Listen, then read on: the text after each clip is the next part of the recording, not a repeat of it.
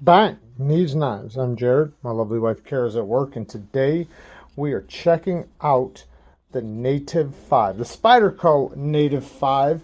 This knife was sent to me by Timbo. I appreciate it, Timbo. He's always been awesome to our channel ever since we first started this channel, and he's been a huge supporter, and I can't thank him enough. He allowed me, he always allows me to use the knives, sharpen them, whatever I got to do. And, he's a knife user himself. He uses his knives, and I like that about him. So when he sends me knives, I appreciate that I'm getting a knife not only that is used, and that I can use. It helps add the benefit to the review and being able to actually give you my real opinion on the knife, in use and not just in flicking or looking at it. I like to be able to tell you guys things you can't see, rather than just the same things you guys can see. So let's get into this amazing little knife. So this knife is an S90V, as you can see, and I love S90V. S90V is a great steel. Not only is it very stain resistant, but it holds a heck of an edge, and I enjoy sharpening it as well. And I did sharpen this one, and we'll get to that in just a moment because it took a nasty edge. So S90V, man, I enjoy sharpening it. It takes such an incredible edge, whether I'm putting a toothy edge on it or a mirror polished edge. And, we'll get into that in just one moment. Let's do some really quick specs. So this knife is 7 inches with a 3-inch blade, not a very big knife. Let's look at it next to a couple other Spydercos. Here's the Spyderco Manix 2.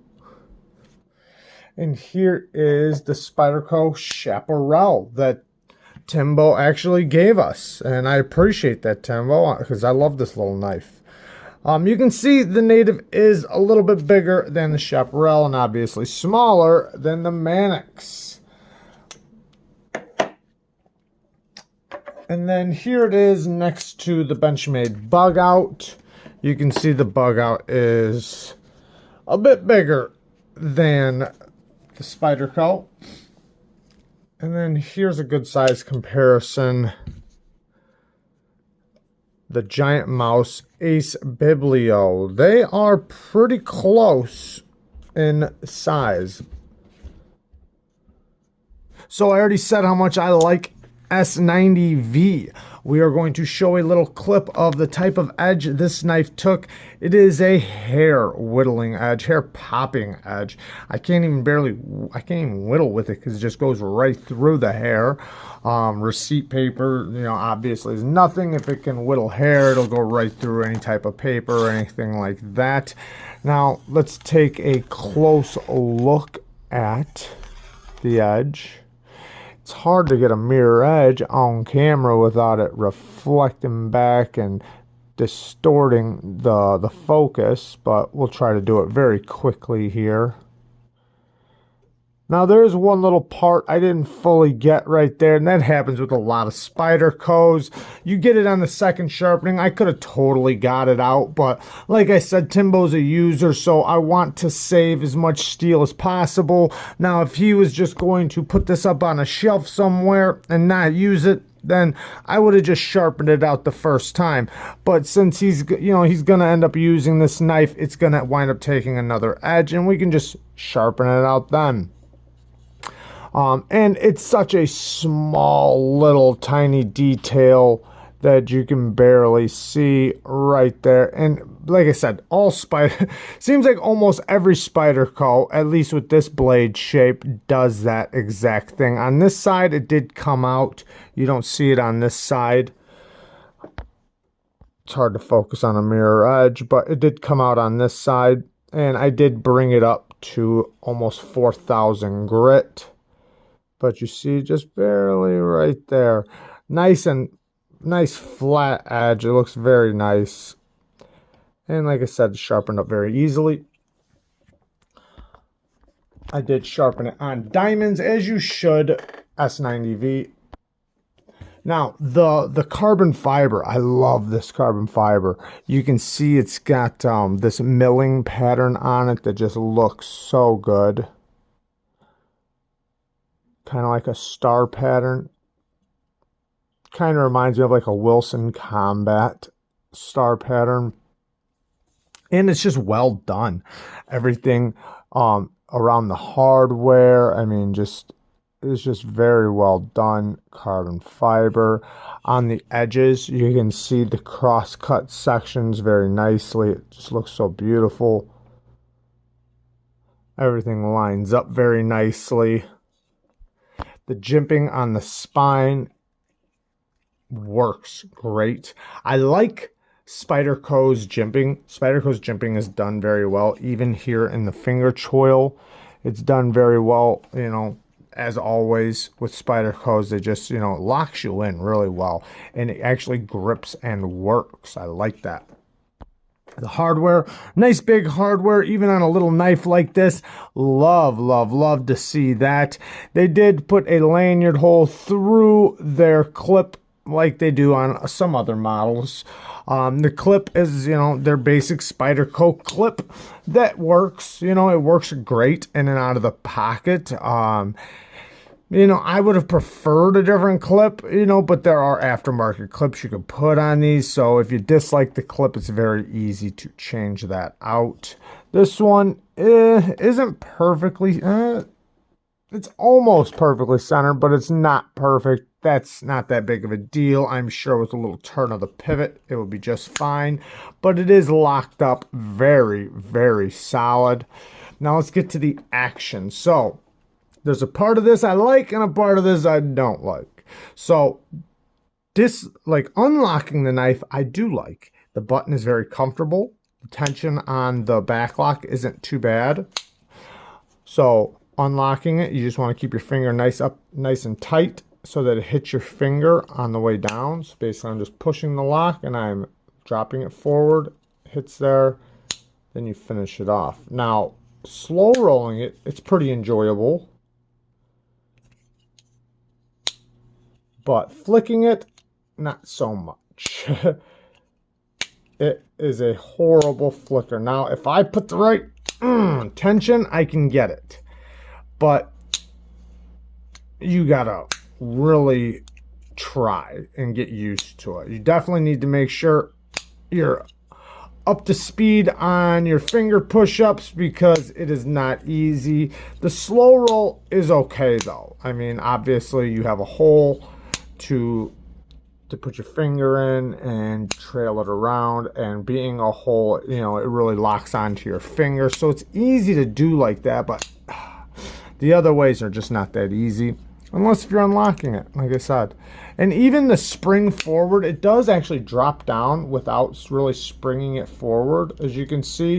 But if you do put a little oomph on it when you push the button and you spring it forward, it's very easy to do like that. And then close it with your thumb or your pointer finger. Ergos are okay. I'm not going to say they're great. Like, I feel like they could be so much better. This is my hand. Your hand might be 100% different, but in my hand, this lands right on my bone. So that's the only problem I have. Now, in use, I was tending to lock my fingers in right there and then push it against my palm and kind of just use it like that. And then mostly I was using it like this, you know, and then like I was doing pull cuts like this. But in this hand, you know, like when I turned it and I was cutting like this, it wasn't bad. I didn't really feel this.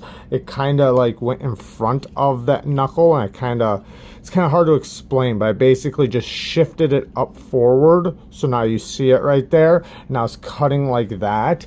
So in that case, it was fine, you know, and it worked great. And it does cut pretty doggone well. Behind the edge thickness is only 15 thousandths behind the edge, so the blade geometry is pretty good on this thing. I mean, it's really good. I enjoy using it cutting wise. It cuts really good, and I love how the tip goes down right there. Utility cuts are fantastic. Push cuts are okay too. I mean, these little edges right here are a little sharp. you know, but it's not that bad. I mean, I did find when I was really pushing through some materials, my hand right here, I could feel these corners. Not that big of a deal, but you know, it's just something to think about. In all reality, this isn't really a knife I'm doing crazy push cuts with. I'm mostly doing utility cuts and small cuts with a knife like this, but you know, it is what it is. Reverse grip, this actually isn't too bad. If I wanted to pop a strap or something like that, my fingers land a little awkwardly on the clip, but this part lands pretty securely in my palm. It's not too bad. This does kind of hit my hand a little weird, but it's not as bad as you'd think, but you know, it's also not that enjoyable. So all in all, I do like the knife a lot. I think it's a very, very useful knife. I love the blade steel. I love how it sharpens. I love the edge it takes. I love S90V. The carbon fiber's done very well. The ergos are pretty decent, especially when it comes to the way you would use this kind of knife. The action sucks. The clip, even though it does work good, it's not that great either. But like I said, there are lots of aftermarket clips. If I was going to say the bad things on this knife, there's lots of great things, lots of good things, but the bad things are the action, and you know, yeah, the action. Like I said, depressing this lock bar isn't bad though. Like, unlike a lot of other back locks, it's just opening it and deploying it. It's just so horrible. But besides that, I mean, there's a lot of great things about this knife. I do like how it feels in the hand when I'm using it. When I'm just gripping it like this, I don't. But in use, it's actually pretty good. And the way you use this knife is where it shines, because it's not a big knife, it's not a hard use knife, it's not a heavy duty knife. It is a utility cutting small task knife, and in those cutting tasks it shines. I mean, it's a beautiful thing. So it's amazing like that. The thing is though, is, you know, if you enjoy slow rolling your knife, then this is going to be great for you. Then probably you're probably really going to enjoy it. And I enjoyed it. I enjoyed this knife. It works very well.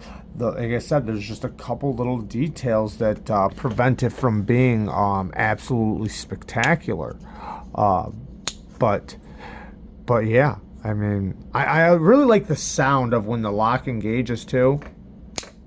It's really loud, a really loud crack, or a really loud pop.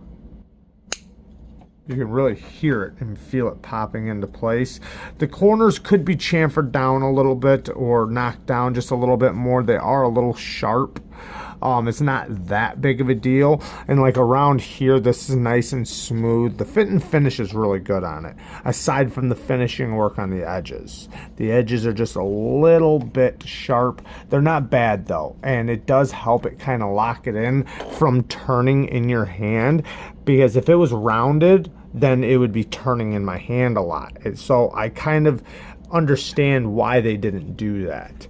So yeah, awesome knife. I do really like the knife, and I can see why so many people love this knife now. I can definitely respect, because I never would have thought that this would be a knife I'd like. It's just not really my style. But now that I've gotten it in hand and I've used it and sharpened it and, you know, really got it up and close, I understand why people like it so much. It's a pretty awesome knife. All right, guys. Peace. Thanks, Timbo.